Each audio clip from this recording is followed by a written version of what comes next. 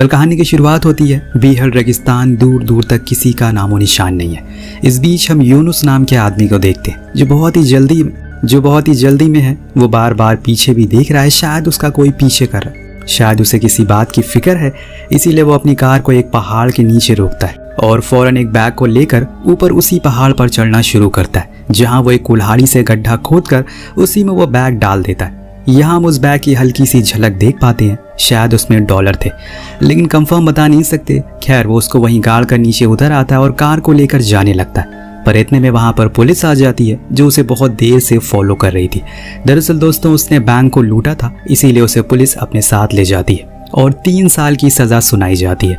अब जब वो जेल से रिहा होता है तो काफी कुछ बदल गया था उस शहर में, लेकिन वो सबसे पहले अपने उस बैग को लेने के लिए जाता है उसी पहाड़ पर। लेकिन वहां वो जैसे ही टैक्सी से उतरता है, वो जो देखता है उसके तो होश ही उड़ जाते हैं। दरअसल जहां उसने वो बैग वो पैसे गाड़े थे, सेम उसी जगह पर अब किसी की दरगाह बन गई है, मज़ार बन गई है, जिन्हें कई लोग मानते भी हैं, जो कि उसे वहां बैठे हुए दिखाई भी देते हैं। यूनुस सोचता है कि क्या किसी को वो बैग मिल गया होगा या फिर अभी तक इस बारे में किसी को पता नहीं है। इसी उम्मीद में वो ऊपर जाता है तो देखता है कि वहां पर काफी लोग हैं, अलग अलग धर्म के, जिनकी आस्था है। उनका मानना है कि यहाँ पर आने से उनकी बीमारियां ठीक हो जाती है। जब यूनुस देखता है तो नीचे एक बस्ती भी बसी हुई है जो कि पहले नहीं थी। वो नीचे जाकर किसी होटल में ठहरने का सोचता है कुछ दिन के लिए। इसी बीच उसे एक हॉस्टल मिल भी जाता है, लेकिन उसके पास अभी इतने पैसे नहीं है कि वो पूरी पेमेंट कर सके। वो वहाँ के ओनर से कहता भी है कि मैं बाकी पैसे बाद में दे दूंगा, लेकिन वो मना कर देता है। तभी सलीम नाम का आदमी वहाँ आ जाता है जो कि उसी होटल में ठहरा हुआ था। वो उसको मुसीबत में देखकर उसकी पेमेंट कर देता है और कहता है कि आप रूम में जाकर मुझे मेरे पैसे दे देना।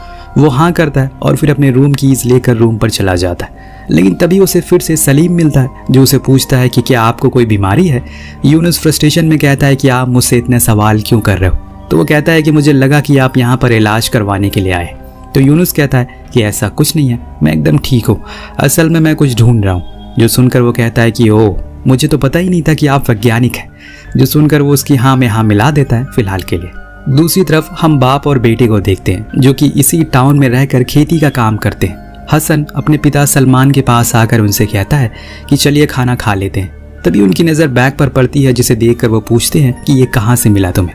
वो बताता है कि ये मेरे दोस्त ने दिया है क्योंकि अब वो इस गांव को छोड़कर जा रहा है। ये सुनकर उसके पिता वापस खेत की ओर चले जाते हैं और कहते हैं कि थोड़ी देर में घर वो आ जाएंगे।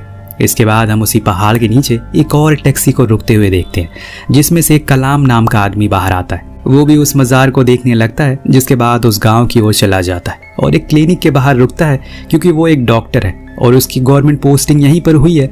अंदर से एक बूढ़ा आदमी निकलता है जो उसे अंदर आने को बोलता है। उससे कहता है कि हम लोग आपका ही इंतजार कर रहे थे। इसके बाद वो उसका रूम दिखा देता है, जो देखकर कलाम कुछ खास खुश नहीं था क्योंकि वो बहुत छोटा था और गंदा भी था। वहीं देर रात मज़ार के बाहर कोई बंदा एक कुत्ते के साथ बैठा हुआ था, शायद वो उसकी रखवाली कर रहा है। जो देखकर यूनुस पीछे वाले रास्ते से उस पहाड़ पर चढ़ता है, लेकिन इस बीच कोई और अनजान आदमी भी उस पहाड़ पर आ जाता है, जो कि असल में उन सिक्कों को चुराने के लिए आया था जो कि लोगों ने यहाँ पर चढ़ाए थे। लेकिन इतने में वहां पर यूनुस आ गया था, जिसको लगता है कि यही वो बंदा है जो यहाँ की रखवाली कर रहा है। इसीलिए वो उसके सर पर वार करता है, लेकिन ऐसे में वो तो चोर था, जो असल में बंदा वो पीछे से उसकी चीख सुनकर आने लगता है। इसीलिए यूनुस फौरन नीचे उतरने लगता है और सुबह हम देखते हैं कि हसन के पिता सलमान उससे कहते हैं कि मैंने रेडियो पर सुना था कि इस बारी बादल हमारे गांव की ओर आ रहे हैं, शायद बारिश होने वाली है। तो वो कहता है कि आप तो ये हर बारिश सुनते हैं और इस बात को अब 10 साल हो गए, तब से बारिश हो ही नहीं रही है। मुझे तो लगता है कि ये जगह ही मनहूस है, हमें यहाँ से चले जाना चाहिए। मेरे सारे दोस्त भी यहाँ से चले गए हैं। पर सलमान कुछ नहीं कहते।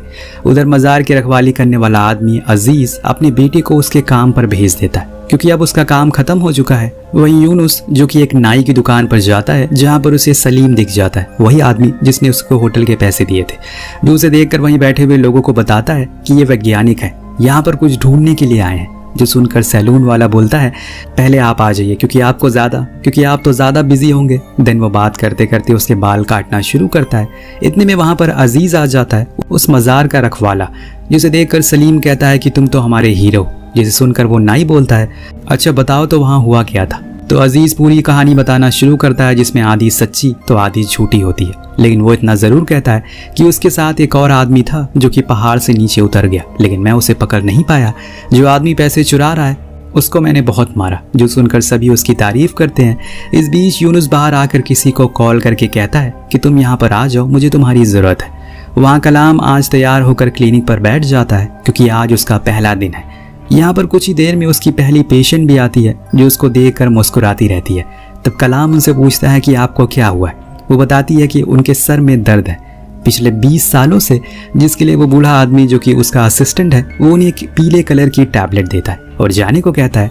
दिन दूसरी पेशेंट आती है, वो भी लेडी थी जिनकी बीमारी ये थी कि उन्हें सिर्फ मंडे और फ्राइडे को ही खांसी आती है। अब ये सुनकर कलाम हैरान था कि ऐसा कैसे हो सकता है। फिर इतने में उसका असिस्टेंट उस लेडी को भी वही पीली टैबलेट देकर जाने को कहता है। अब कलाम परेशान है कि क्या सभी औरतें ही हैं, कोई आदमी नहीं आया यहाँ पर। यही जानने के लिए वो बाहर जाता है तो देखता है कि वहाँ पर बस औरतें ही थी जो उसे देखकर स्माइल कर रही थी। उसे बहुत ही अजीब लगता है, इसीलिए वो अंदर अपने असिस्टेंट से पूछता है कि क्या कोई मर्द बीमार नहीं पड़ता।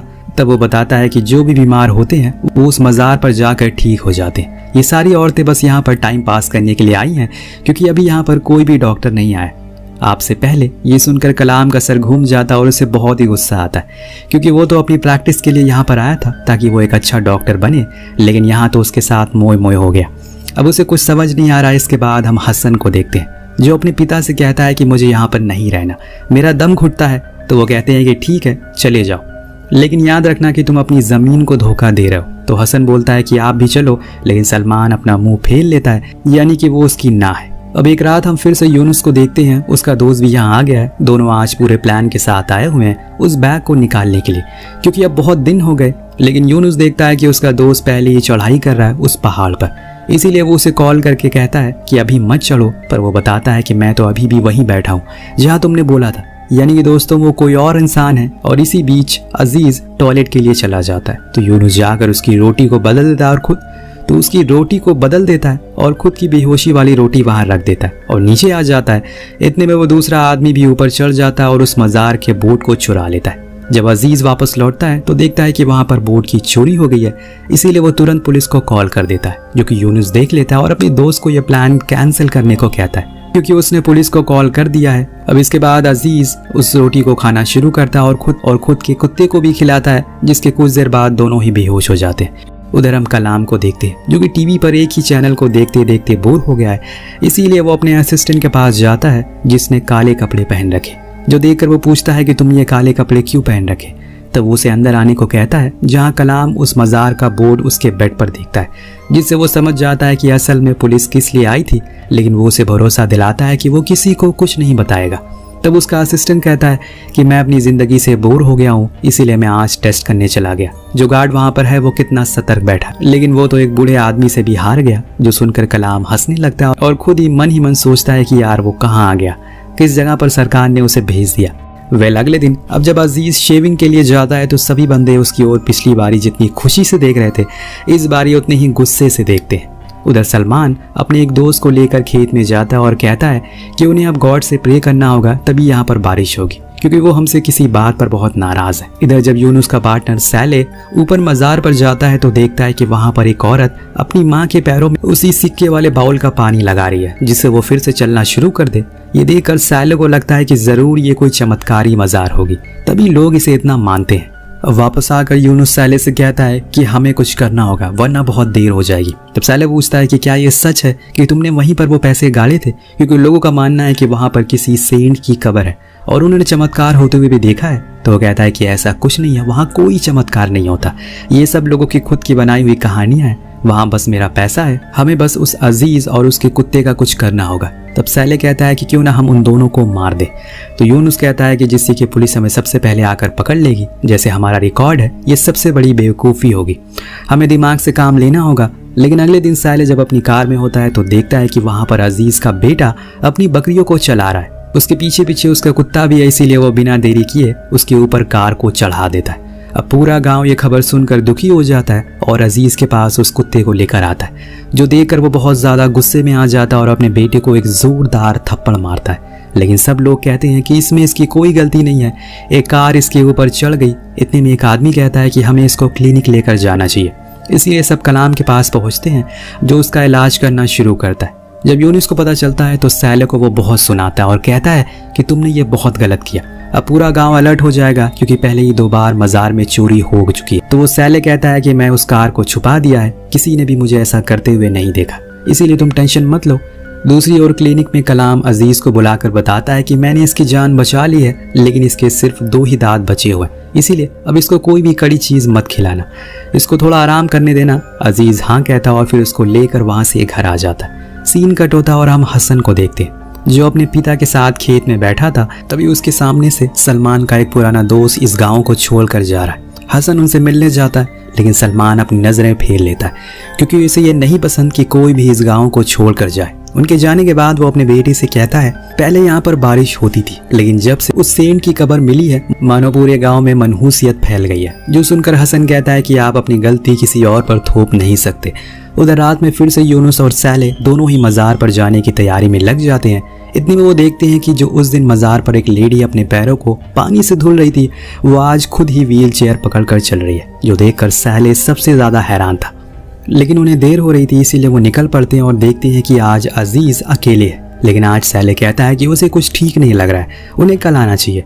लेकिन यूनुस ऊपर जाने की जिद करता है, पर वो फिर उसे रोकता है और कहता है कि आज कुछ ठीक सा नहीं लग रहा है, हम कल आते हैं। वो मान जाता है और घर लौट जाता है। अब अगले दिन सलमान हथौड़ा लेकर उस मजार को तोड़ने पहुंच जाता है, पर कुछ लोग उसे ऐसा करने से रोकते हैं। आपको पता ही है सलमान किस कदर गुस्सा है। खैर रात होने पर हसन अपने पिता के पास खाना लेकर जाता है और कहता है कि आपने सुबह से कुछ नहीं खाया, पर वो उसके सवाल का कोई जवाब नहीं देते। हसन को लगता है कि शायद वो उससे नाराज है, इसीलिए वो खाना वहीं रखकर बाहर आ जाता है। लेकिन जब अगले दिन जाता है तो देखता है कि वो खाना अभी भी वैसे ही रखा हुआ है, जिससे कि उसे उनकी फिक्र होने लगती है। वो उन्हें बार बार पुकारता है, लेकिन सलमान की कोई आवाज़ नहीं आ रही थी। हसन को लगता है कि शायद ये अपने दोस्त को याद कर रहे होंगे, इसीलिए वो उसी दिन उनके गांव जाकर उन्हें सब बताता है और फिर उनके साथ अपने घर की ओर आने लगता है। पर उनका दोस्त भी सलमान की हालत को देखकर समझ नहीं पाता असल में उन्हें क्या हुआ है। आगे हम देखते हैं कि अजीज उसी नाई के पास जाकर कहता है कि उसे उसकी मदद चाहिए। असल में उसने अपने कुत्ते के दांत लगवाने हैं, तो वो कहता है कि मैं बस सोने के दांत ही लगाता हूँ। तो अजीज कहता है कि ठीक है, मैं पैसे का इंतजाम कर दूंगा, बाकी तुम उन दांतों को बना दो, फिर हम डॉक्टर से उसे लगवा देंगे। वो मान जाता और उसी रात वो अपने डॉग के कुछ टूटे हुए दांत और पैसे लेकर उस नाई के घर पहुंचता है। लेकिन उसमें कुछ पैसे कम थे, इसीलिए वो कहता है कि वो उन्हें कुछ ही दिन में अपनी जमीन बेचकर लौटा देगा। देन कुछ दिन बाद वो नाई उन सोने के दांतों को बना देता है, जिसे लेकर वो डॉक्टर के पास जाता है। अब डॉक्टर कलाम उसे लगा देते हैं और ये चीज़ जब गांव वाले देखते हैं तो वो कलाम की बहुत तारीफ करते हैं, उस डॉग की भी। ऐसे ही एक दिन अजीज अपने कुत्ते को घर के बाहर बांधकर सोने के लिए चला जाता है। पर उसे लगता है कि अगर किसी ने उन सोने के दांतों को चक्कर उसके कुत्ते को फिर से कुछ कर दिया तो क्या होगा, इसीलिए वो उसे अंदर भेजकर खुद ही रखवाली करने लगता है। यही समय का पहिया है दोस्तों, कल कुत्ता उसकी रखवाली कर रहा था और आज वो कुत्ते की कर रहा है। वहीं दूसरी ओर हसन फिर से अपने पिता के कमरे में जाता है, पर वो देखता है कि उनकी मौत हो गई भूखे रहने की वजह से। इसके बाद वो उन्हें वहीं अपने खेत में दफन कर देता है। एक दिन यूनुस और बहुत उदास हो जाता है। एक दिन यूनुस देखता है कि मजार पर कोई भी पहरेदारी के लिए नहीं है, यही सही मौका है, इसीलिए वो ऊपर जाता है। लेकिन तभी बिजलियां कड़कना शुरू हो जाती है, जिससे उसे डर लगने लग गया था, इसीलिए वो वापस नीचे आ जाता है और कहता है कि हम कल आएंगे। और इसी तरह से एक एक दिन निकलता जा रहा था। अब अगले दिन सुबह हसन अपना घर बंद करके गांव छोड़कर जाने की तैयारी में था। अपने पिता को वो आखिरी सलाम करता है, लेकिन तभी आसमान से पानी गिरना शुरू हो जाता है, जिसे देखकर वो रोने लगता है, क्योंकि यही तो उसके पिता हमेशा से चाहते थे। इसी के लिए उन्होंने कितनी दुआएं करी। आखिरकार बारिश हो ही गई। वो अपने घर वापस लौट आता और शायद ऊपर वाला भी उसे रोकना चाह रहा हो। उस दिन हसन ऊपर जाकर उस मजार पर बैठ जाता है और सबके जाने के बाद वो वहाँ एक गड्ढा खोदता है और एक बम उसमें लगा देता है, जिसकी वायर वो पीछे से जाकर जला देता है। इस बीच वहाँ पर यूनुस भी आ गया था और जैसे ही वो उस गेट को खोलता है वो वायर जलना शुरू हो जाता है, जिसके कुछ देर में वहाँ एक जोरदार धमाका होता है और सब कुछ खत्म हो जाता है। हसन जब वापस आकर देखता है तो पूरी मजार ढह चुकी थी, पर उसे जमीन में कुछ गड़ा हुआ मिलता है। जब वो उसे बाहर निकालता है तो वो वही बैग था जिसमें यूनुस के पैसे थे, लेकिन यूनुस तो वहीं बेहोश पड़ा हुआ था। इतने में पुलिस का सायरन की आवाज आना शुरू हो जाती है और हसन वो बैग लेकर भाग जाता है, जिसके कुछ ही देर बाद यूनुस को भी होश आता है और वो भी पुलिस की आवाज सुनकर नीचे आने लगता है। पर वो देखता है कि सैले कार लेकर भाग गया है। घर जाने पर जब हसन उस बैग को खोलता है तो उसमें कई करोड़ रुपए थे, जिसे देखकर उसके होश उड़ जाते हैं और वो उसी सोच में डूब जाता है कि वो इन पैसों का क्या करेगा। जब ये सीन कट होता है तो हम देखते हैं कि हसन ने सेम वैसे ही मजार अपने पिता की कब्र पर बनवाई थी। क्योंकि उसका मानना था कि उस सेंट ने कुछ नहीं किया, बल्कि उसके पिता की ये दुआओं का असर है, जिसकी वजह से इस गांव में फिर से बारिश होने लगी। इस बीच हम देखते हैं कि सभी लोग फिर से वापस आने लगे हैं, जो जो उस गांव को छोड़कर गए थे।